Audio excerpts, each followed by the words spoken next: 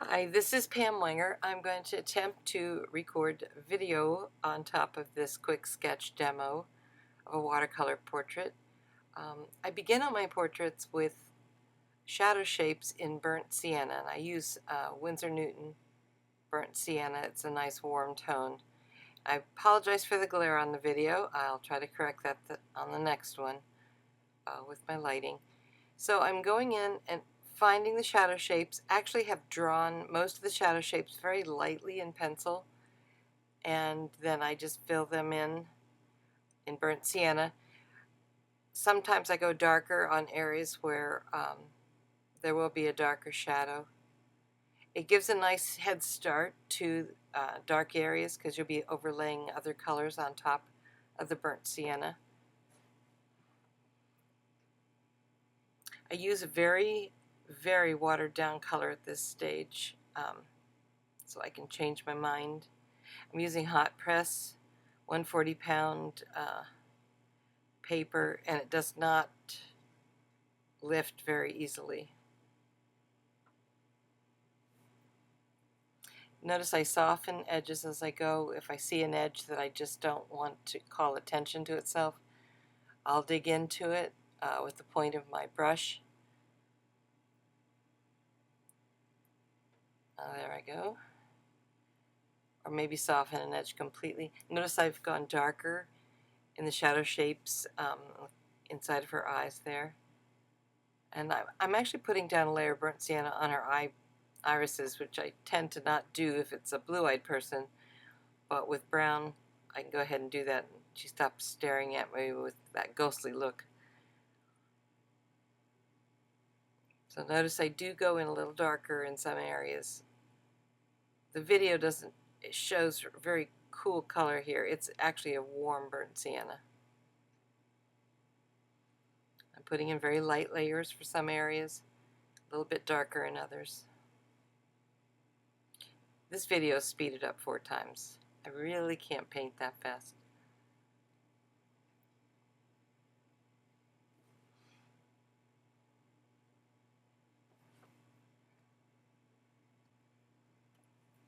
I'm putting in a few areas where I want darker shapes, like the ear and behind. It reminds me that under the ear I'd like a dark shape.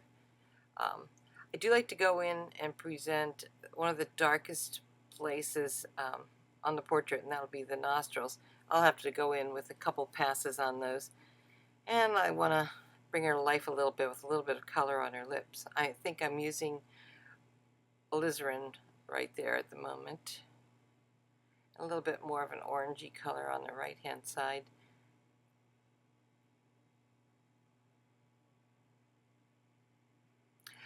I'm adding a little blue to the whites of the eyes so they don't look inhuman. There are usually shadows on those areas. Now I decided to add my arbitrary or random kinds of color first. I'm adding some Hooker's green in some of the shadow shapes under the chin here and around the eyes. She looks kind of ghoulish at the moment. Usually I haven't tried Hooker's this strongly for this particular portrait, but for the sake of the demo I thought I'd take a little risk.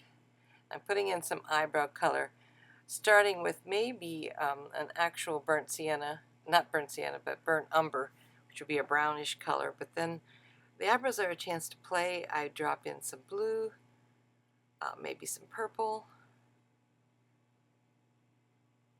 making sure I feather out the tops, make them soft at the bottom of their hair. They need to be soft, but they are they're a chance to take a few liberties. I purposely don't put skin tone down till towards the end. It makes me push myself to make the rest of the piece work. I'm adding a little warmer lip color now, probably some quin coral, and then later on I'll add a bit of orange. making sure to keep some lost edges there and soften the edges of the mouth so she doesn't look like she has lip liner on.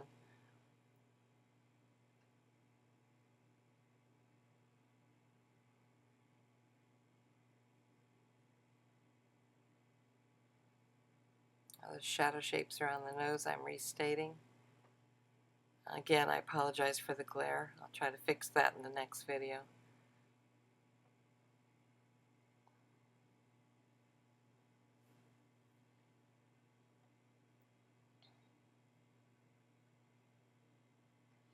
Decided to add a pop of color here with some quinacridone magenta in some of these shadow areas, just because. Her face in the reference photo has a very sepia or orangey kind of a glow, and I'm trying to get away from some of that.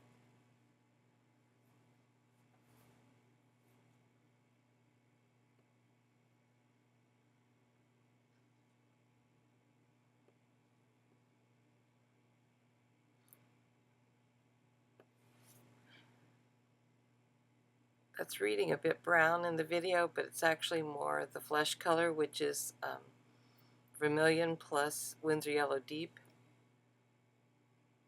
Notice I'm laying the strokes down with the side of my brush and leave in sort of an angular motion, leaving some hard edges, leaving some very angular looking strokes to show there, just because I like that.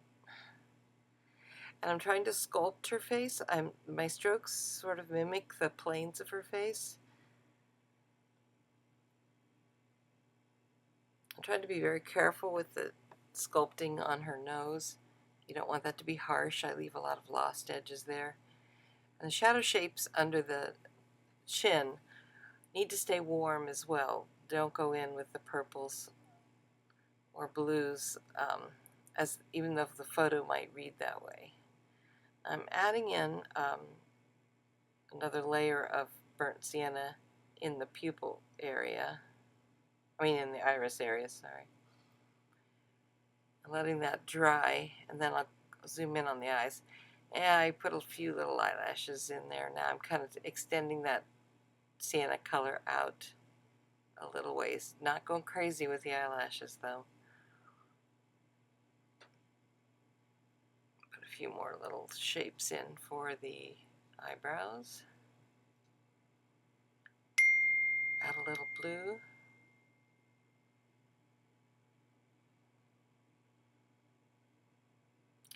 I'm poking a few holes, or in other words, softening some edges in the iris area, because I don't want a harsh line there where the iris meets the white of the eye. If you break up that line, it will look a lot more natural. Decided to take a break from the face and put a little color in for the hair, so I sort of have something to reference as I'm putting colors in the face. A little burnt umber and some ultramarine. And softening places where the hair is growing from the face, so it doesn't look like a person has a skull cap on, or a cap on their head.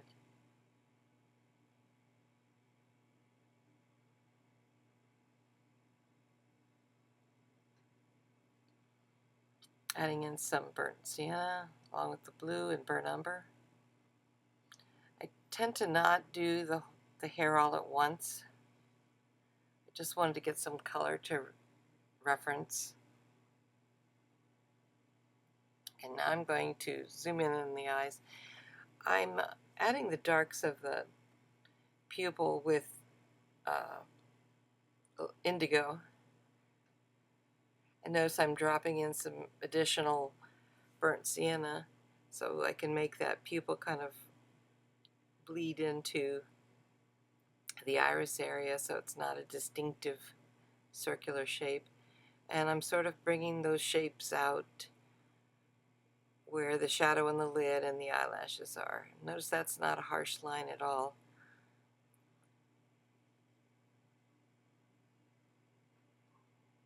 Putting a little shadow shape in the whites there. Notice I did try to leave the lighter area underneath the iris there, or that's fold of skin, get some light on it. Sorry, I know my picture's covering up this particular little bit of painting. It'll move in a minute.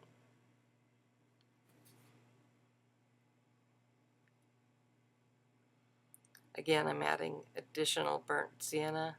Notice I poked a few holes in the sides of the iris, adding some eyelash shapes, darkening a little bit of the base of some of those eyelash shapes. I did put a few eyelashes in the bottom, adding a little warm color in the inside of the eye.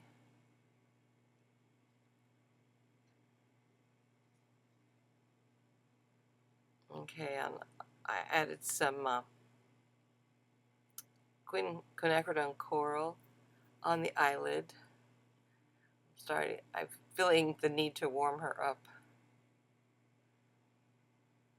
Put some of that quinacridone coral on the bridge, on the base, on the tip of her nose, and a little bit up her nose. Spreading a bit of that in various places where I want it to appear warmer. That's the quinacridone coral.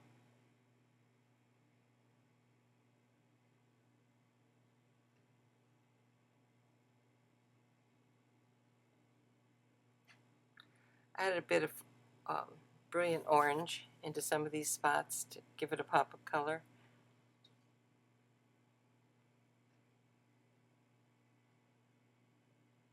I'm just restating some areas and then adding additional color. Adding a little bit of an orange color to her lips, keeping the soft edges and lost edges.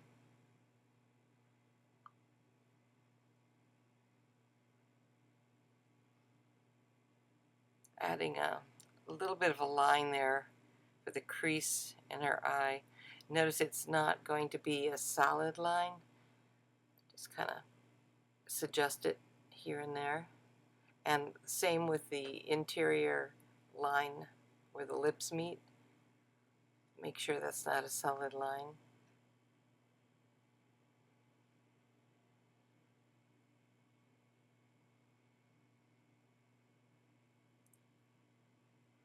I decided to go do some more hair. Hair with glare. Adding a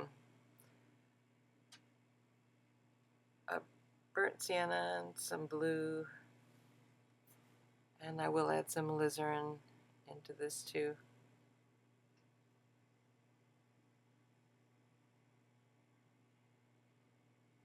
Hair's another place where you can kind of play.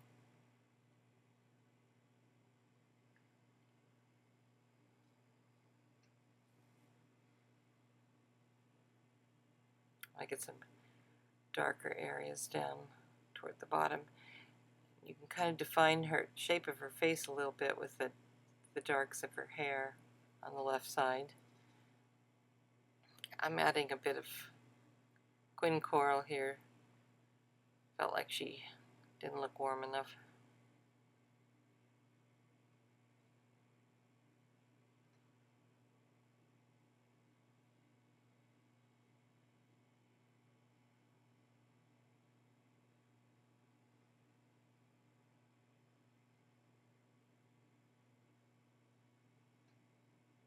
If you add it one place, you have to assess if you need it some other places to kind of balance things out. I really need to go a lot darker underneath the chin here. She has high cheekbones, and I wanted to make sure to make my strokes reflect that.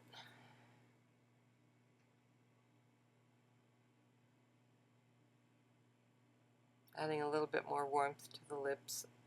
Possibly, I think I was using some quinacridone magenta for that. Make sure I state the real dark areas where she has like a little dimple at the edge of her mouth.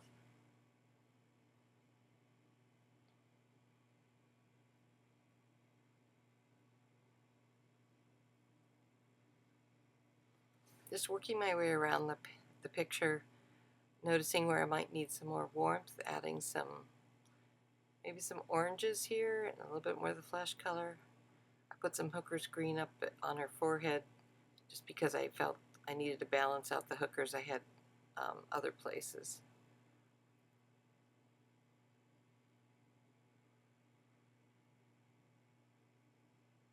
Color always looks so great when you just lay it down at the beginning and then it fades away. So I did kind of wimp out on her hair, I think.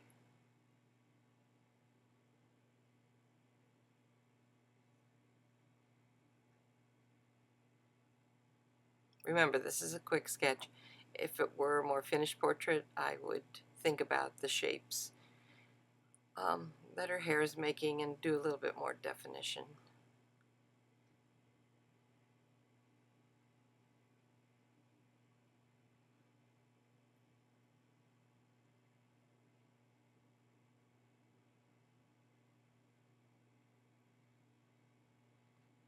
Trying to go a little darker with the shadows underneath the chin, keeping them warm. For the darker shadows, I'll use burnt sienna along with alizarin. Maybe throw in a little bit of a browner color like my burnt umber. But I won't go harsh with the cooler purples or blues. Here I'm just kind of assessing what needs some tweaking. Trying to keep it quick, but trying to keep the balance of color.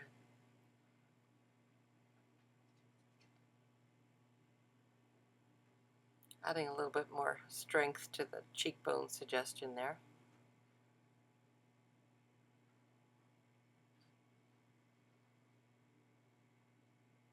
Gosh, it's hard to talk the whole time when you're painting. I'm not painting, I'm just talking about it. Put a few strokes of hair in here. It's kind of bugging me that just a blob.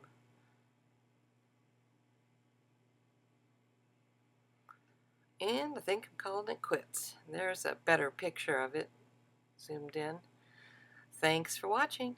Bye.